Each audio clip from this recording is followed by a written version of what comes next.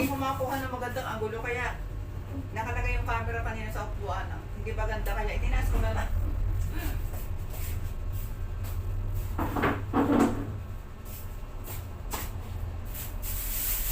Yung mga binili ko kanina.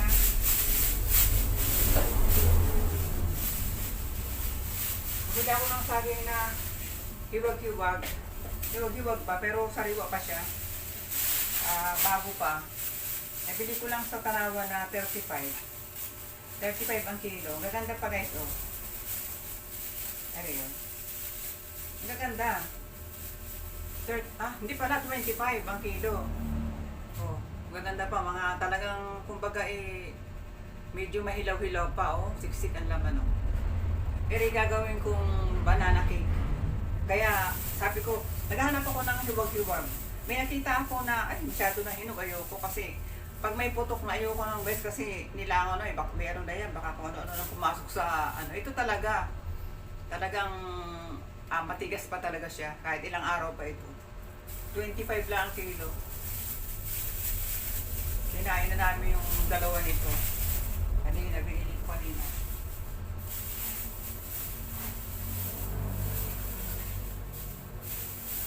Ito naman guys yan, oh. Ito 40 ang isa. Hindi pa ako nakaka-try nito. Sabi ko, try ko nga kahit medyo mahal. Bali 80 ito.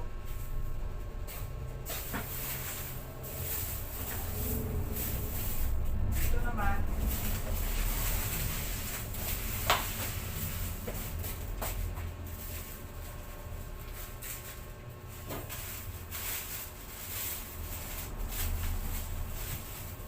Ito naman kamote. Ay, nalaglag na. Ano naman guys, kamote rin. Ang bigat naman. Para hindi kami nabili ng kamote sa sa pwesto. Kaya sa yung mga tingi-tingi.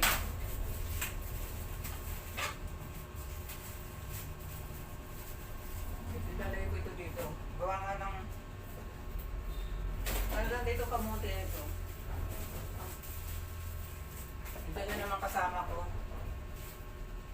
Ito lang guys kasi dumating ang kasama ko. Buksan ko muna gate. Pasok. Buti hindi na umulan. Ako nung sasara ng gate. Ako nakarating. Niyahe.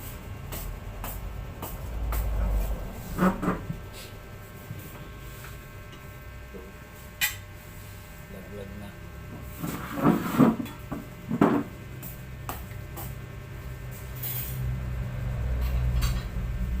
May ka na dito sa anong ganyan. Ano ba Hindi yan? ko buhay na lang kita. Ano ba yan? May kulay ko eh. May okra. Ano luto yan? Yung... Kulay na kuhaan mo dito kasi.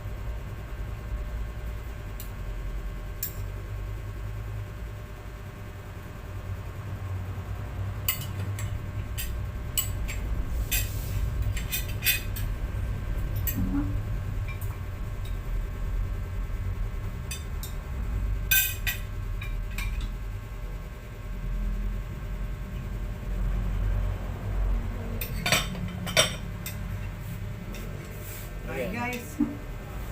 Kain. Kain tayo. Siya muna ang kakain. Kuha ng aking kakainin kamote. Akin lang ayusin na rin mga pinamili kanina. Tsaka ako magsasalang kamote. Siya, magra-rice daw siya. Ako kasi guys, pagka kumain ako ng kanin kanina, ayoko na yung hapunan, ayoko na mag-rice. Gusto ko kung ano lang, basagi na nilaga o kamote. Kung anong nandiyan kahit na, kapraso kung tinapay, okay na eh. Sige, kawain ka na muna mag-isa dyan. Gawa ng ayusin ko yung mga pinamili kanina. Guys, kain tayo. Puno ko nito.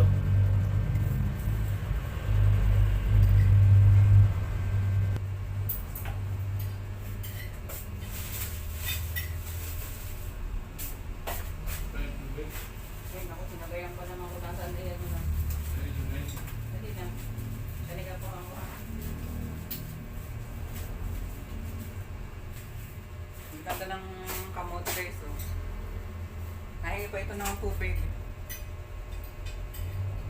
Humingi ng tubig rin ang aking kasama.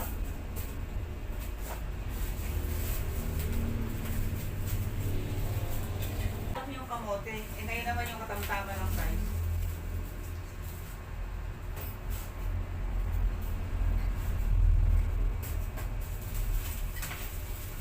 Lagyan pala siyang white, oh.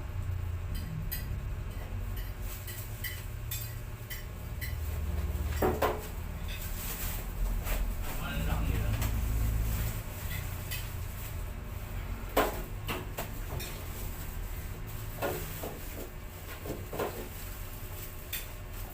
Parang ang dami laman ito.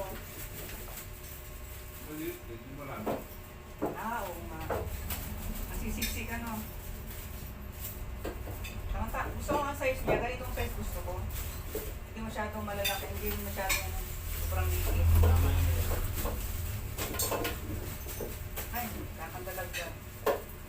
Ang ganda ng size niya. Oh.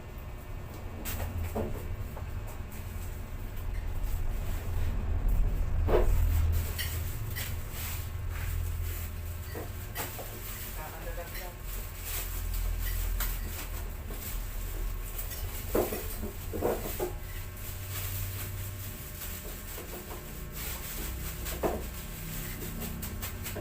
Mas madami na ngayon.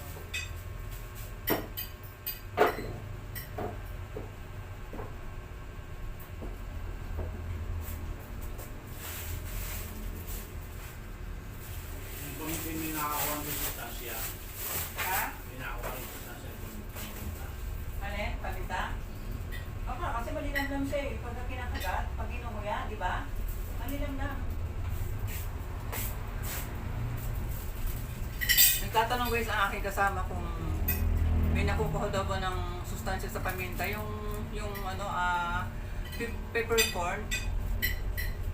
Yung buong paminta. Kasi pagka ninumuya siya, lalo pagka kakainin mo yung adobo o kaya yung ano, paksiw na pata, pag ninuya mo yung kanyang yung buong paminta, parang lalong masarap yung karne ang ninunguya. Nagbibigay siya ng kakaibang sarap.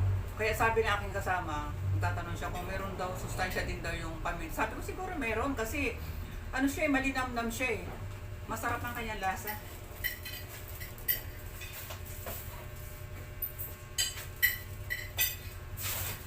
Itong gabi naman eh, ang kuha. Magkano bang kuha ng gabi? 40 lang. Ang 40 lang guys, ang kuha ko nitong gabi. Oh. Ito yung gabing matagal ito. Nagtanim na dati ako nito. 6 na buwan ito eh. 6 months ito ano? 6 months o 1 year? Ah, 1 year yata ano? Oo nga, 1 year. Kasi nagtanim na ako nito. Yung 6 months yung puti. Ano guys, 1 year itong gabi na ano? Saka yung puti. Kulay pula. Nagpiping siya oh. Ito yung maliga talaga. Napakalasa nitong gabi na ito. Kasi ito 1 taon eh. Bago ka makaani. Makalaki. Mga pula talaga siya.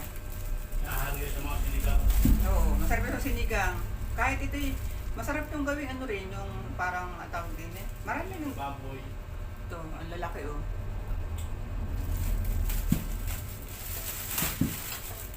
Bali ito yung magkano lang bili ko nito. Wala pa itong 100 eh. Kasi 40 lang ang kilo. Bumili lang ako ng ano, ng 4 na kilo yata ang binili ko lang. Gawa lang may kamote na at may saging.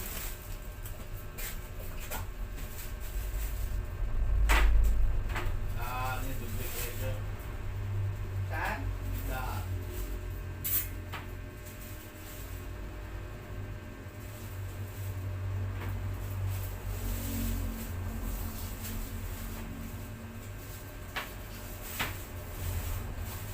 Kumain ka na rin sa akin. Ha? Kumain ka na rin sa akin. Hindi pa. Ha? Hindi pa. Yung kanina lang by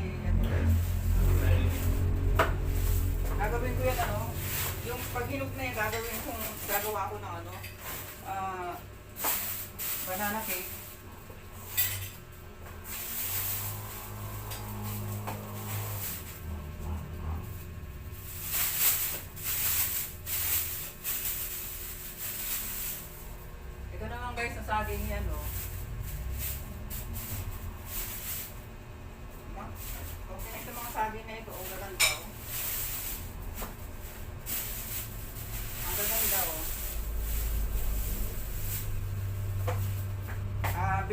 Magkano ba ang kinuha ko nito? Siguro ito yung mga 5 kilo. Bili ko dito, ano lang eh. 180 lang. 180 lang. Bali, ang kilo lang nito, ang bigay sa akin, 25 pesos lang kilo nito. Ito. 25 pesos lang kilo. Ang laki na ang namimilos talaga pag sasadya doon sa mismo bagsakan.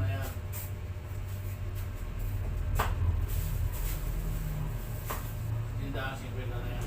Oo. Yan, sa mga pwesto.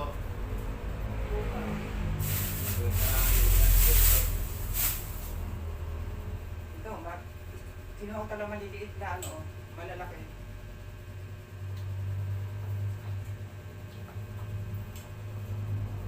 Ang gaganda ng kanyang ano, size ng saging. Kasi mahirap yung lagi tinapay. Mas maganda yung, mas maganda pa rin talaga kainin yung natural. Kasi tinapay ng tinapay. Pag laging tinapay, pagkalain kasing tinapay, ako kasi guys, mahilig ako sa tinapay. Ang tinapay kasi pagka lagi-lagi ka kakain ng tinapay, pwede tumaas ang cholesterol. Kasi ang sangkat niyan, mayroong tawag din yung shortening ba? Hindi mo pwedeng, ha? Lord. Oo, mayroong lard, oo.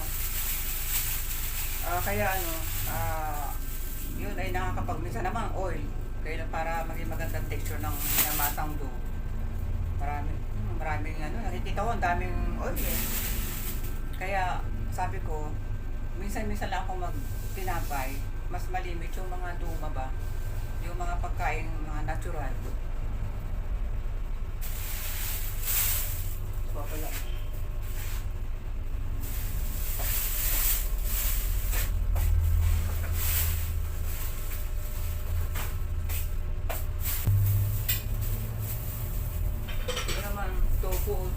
Tofu, ilang pera? 1, 2, 3, 4, 5, 6. Bali, 12 pieces na tokwa. 50 pesos lang ito.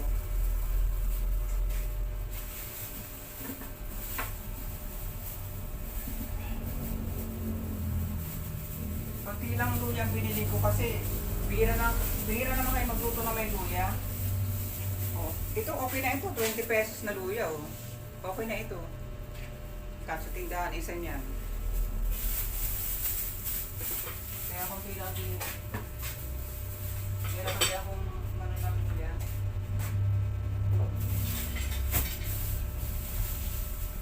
Kalamansi, medyo ngayon. Murang kalamansi nga din ngayon. So, doon na lang bumili ng sili, kalamansi. Talay ko sa rep ito. Pwede dito sa labas. Ang sibuyas ngayon yan, ganun pa rin, mahal pa rin. Ito kasi, ang kilo nito, 130 ang kilo nito. Dati nakalabili ako, nakakaraan 90, 100. Ba't kaya guys ang bawang at sibuyas, iba-ibang presyo nila. Mayroong 120, may 130, 140, may 160, sabi ko iba-ibang kanilang presyo. Kanya-kanyang kung anong gusto ng presyo.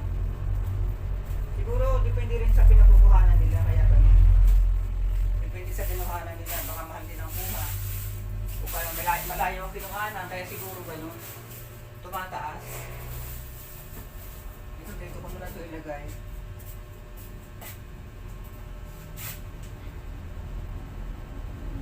Ito sa rep na lang, itong okra. Kung nabili ako ng okra, ganito na. Yung, maramihan. 50 pesos lang ito. Hindi pala. Magkano kang 30 pesos lang ito. 30 pesos lang bili ko nito. Tinan mo. Yung pwede ito dyan. Nabawasan na natin ito kanina. Yung 20 pesos ko dyan. Tapos ang mga, pagawa na lalo.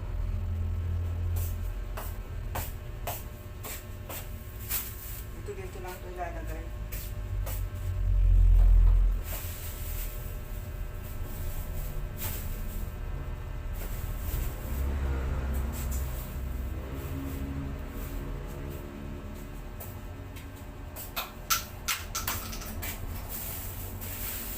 Ay, dapat ito pa pala niyog. Ito pa nga niyog guys, oh. Gusto mo sa plastic. May nakita kami. Ang lalaki nito, 25 pesos lang. Katanda ng klase ng pagkanyon. Mukhang makapalang naman. Gawa na mabigat siya. Oh, 25 pesos lang. Dito 35 na ito. Ayan oh, laki. Mukhang ano siya, mukhang makapal talaga ang kanyang laman. Dito sa ilalim. Gawa na ang iyo kasi ayaw nang naiinitan. Kaya kailangan ilalagay ito.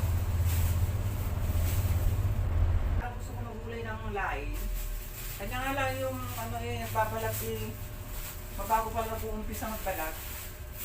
Maghiwa-hiwa ng ng gabi. Kaya hindi mo na maantay.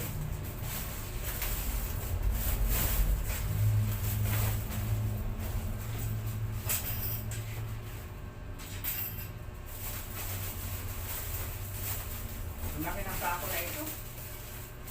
Kung gawin lang para mag-alag ulit susunod. Pero mura lang naman itong sako. Dito na muna ito.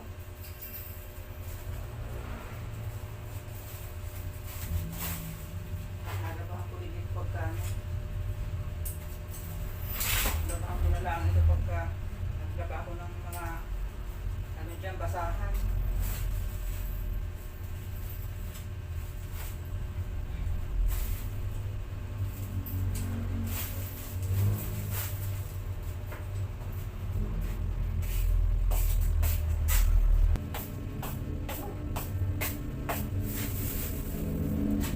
Lipat ko nga ito. Ito nga palang hasang ng isda guys. Ito yung niluluto ko na lang. O kaya kasi yung iba tatapon ng hasang dyan sa yung kalsada. Tapos may ma-accident na may masasagasa ang pusa. Kasi naamoy nila yung yung amoy ng lansa ng isda. Kaya ako iwas na magtatapon ng ganyan dyan sa kalsada eh. Kaya ang ginagawa ko, kung marami, pinakukulang ko. Tapos nilalagay ko para makain ng tabi. Pero pagka yung konti lang naman, inilalagay ko na lang sa paso. Hinuhukay ko sa paso. Doon ko na lang. Katulad dito, kung kailangan mamaya, ilalagay ko sa paso dito. Itong hasang na linisan na isda kanina.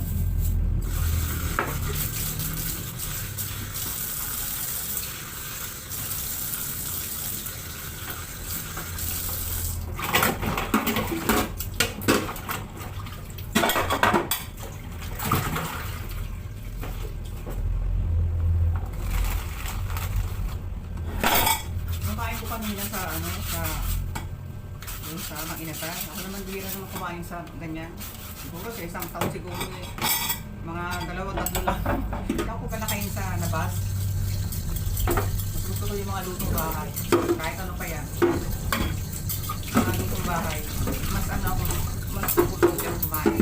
Ang inasal naman, ang ano na naman niya kasi masarap naman talagang ang manok dyan, yung inihaw. Kulang na hugasan ko ng kanina eh. Hindi ko maraintindi ko. Maraming gagawin sa bahay. Hindi ako nakapag-dinner ko dito mga nakakarang araw. Kailangan makapag-linis ng maigi.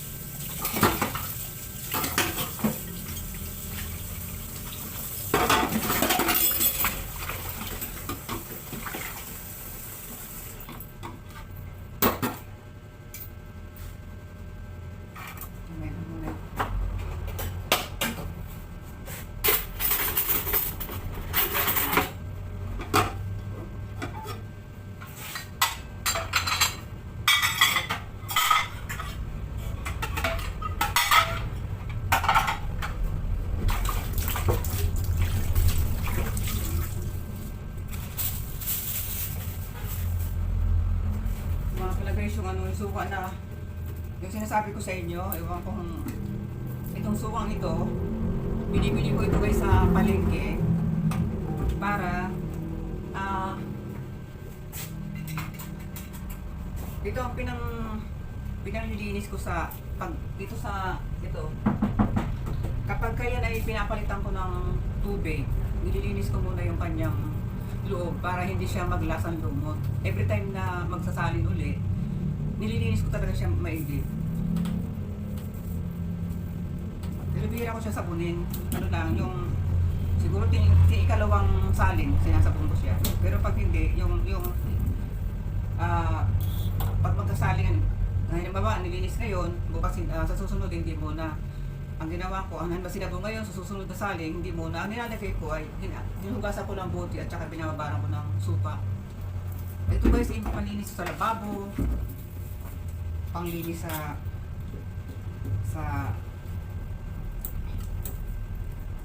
mga kung ano-ano.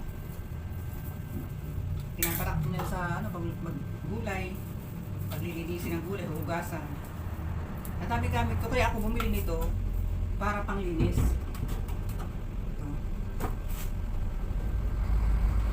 Saka yung akin.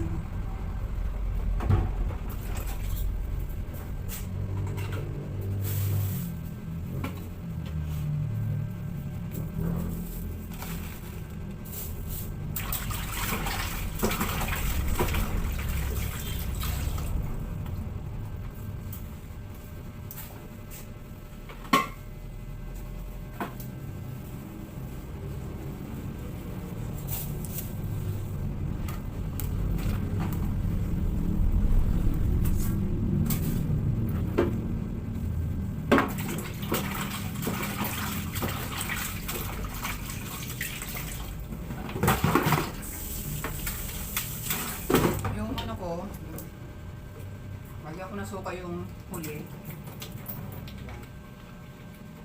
Yung sasawsawan ko ng basahan. Para hindi ginagapangan ng tipis sa gabi.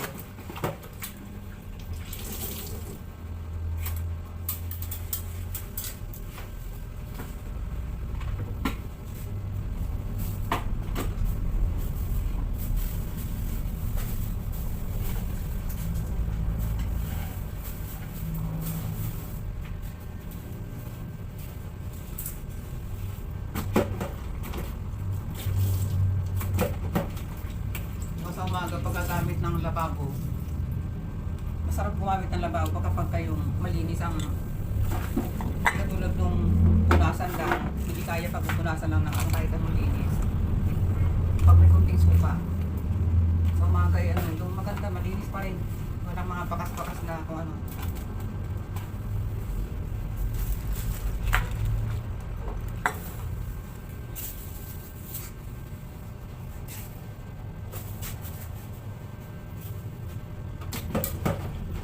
Hinahawahan nyo yung lagay ng tubig. Kahit na huling tubig na, huling ano na, inumin mo pa rin, hindi ka makakaano ng amoy lumot. Hindi.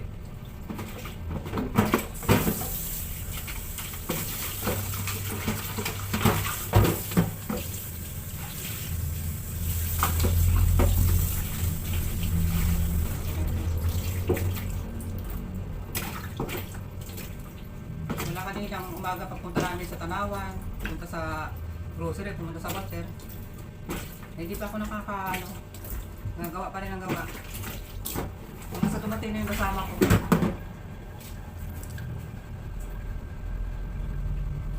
Ngayon ako magbangap na sa hip. Okay, bye muna guys. Thank you for watching. Salamat sa inyong time.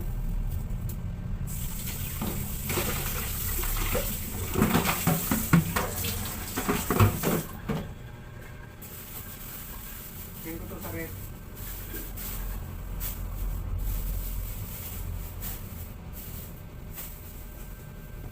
Lalagay ko ito sa rep na ano. Bye!